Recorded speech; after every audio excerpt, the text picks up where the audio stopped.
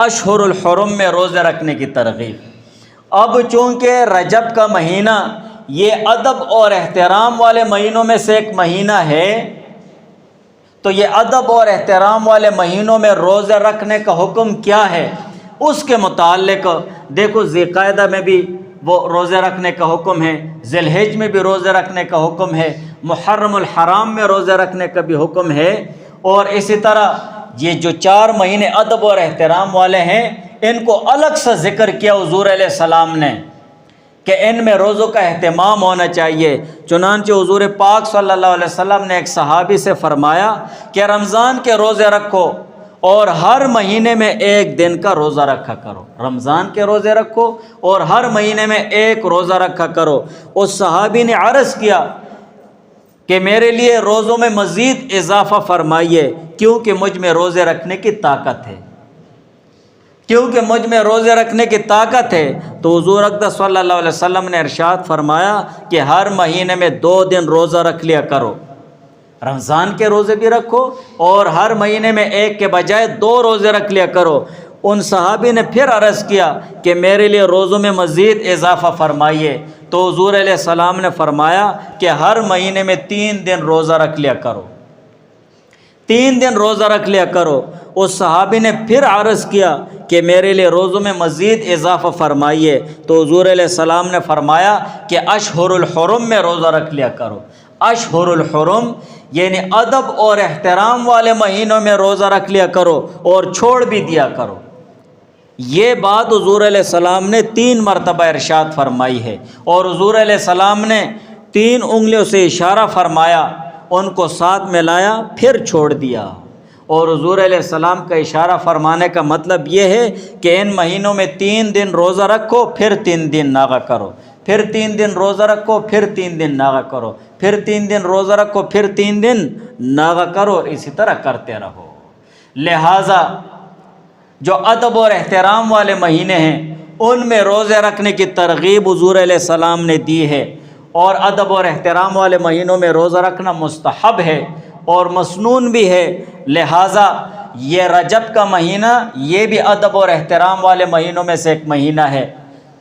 جب یہ بھی ان مہینوں میں سے ایک مہینہ ہے تو ان میں بھی روزوں کا اہتمام ہونا چاہیے۔ اور اسی طرح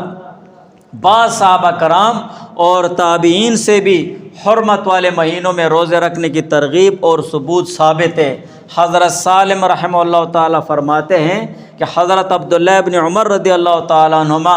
ادب اور احترام والے مہینوں میں روزہ رکھا کرتے تھے، اور حسن بصری رحمہ اللہ تعالیٰ وہ بھی ادب اور احترام والے مہینوں میں روزہ رکھا کرتے تھے۔ اور اس کے ساتھ عروہ نے حضرت عبداللہ ابن عمر رضی اللہ تعالیٰ عنہ سے سوال کیا کہ حضور پاک صلی اللہ علیہ وسلم رجب کے مہینے میں روزہ رکھتے تھے؟ حضرت ابن عمر رضی اللہ تعالیٰ عنہ نے جواب دیا کہ بے شک رکھتے تھے، اور اس مہینے کو عظمت والا شمار کرتے تھے، عظمت اور ادب اور احترام والا۔ اور ابو قلابہ رحمہ اللہ تعالیٰ فرماتے ہیں کہ جنت میں رجب کے روزے رکھنے والوں کے لیے محل ہے۔ تو یہ ادب اور احترام کا مہینہ ہے، اس میں روزوں کا اہتمام ہونا چاہیے۔ اور اسی طرح حضرت عبداللہ ابن عباس رضی اللہ تعالیٰ عنہما سے بھی روایت ہے کہ حضور علیہ السلام ماہ رجب میں روزے رکھا کرتے تھے، حتیٰ کہ ہم سمجھتے کہ حضور علیہ السلام ناغہ نہیں فرمائیں گے، مسلسل روزے رکھتے، مسلسل ہم سمجھتے تھے کہ حضور علیہ السلام ناغہ نہیں فرمائیں گے، اور ماہ رجب میں روزے نہ رکھتے، حتیٰ کہ ہم سمجھتے کہ حضور علیہ السلام روزے نہیں رکھیں گے۔ تو رجب کے مہینے میں حضور علیہ السلام سے دونوں عمل ثابت ہیں کہ حضور علیہ السلام نے روزہ رکھا بھی ہے اور حضور علیہ السلام نے روزہ نہیں بھی رکھا ہے، اور حضور علیہ السلام نے اپنے عمل سے اپنی امت کو تعلیم دی ہے تاکہ میری امت پر بوجھ نہ بنے، جیسے مسواک کے متعلق، تراویح کے متعلق، یا دوسرے ایسے امور ہیں جن میں حضور علیہ السلام نے رخصت کا حکم بھی دیا ہے۔ تو اس مہینے میں روزوں کا اہتمام ہونا چاہیے، اتنا اہتمام ہونا چاہیے کہ آپ کو آگے شعبان میں روزے رکھنے کی طاقت ہونی چاہیے، اور شعبان میں روزے رکھتے ہوئے اتنا اہتمام کرو کہ آگے پھر فرض روزہ آ رہا ہے، ایسے نہ ہو کہ فرض روزے رکھنے سے تمہارا جی نہ اکتا جائے،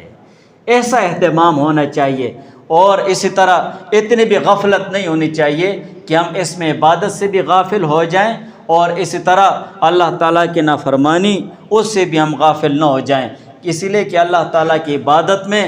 کثرت کے ساتھ لگ جانا چاہیے، اور اللہ تعالیٰ کی نافرمانی سے بچنے کا اہتمام وہ ہونا چاہیے۔ تو یہ رجب کا مہینہ یہ ادب اور احترام کا مہینہ ہے، اس کا ادب اور احترام ہونا چاہیے، عبادت میں کثرت ہونی چاہیے، اور اسی طرح گناہوں سے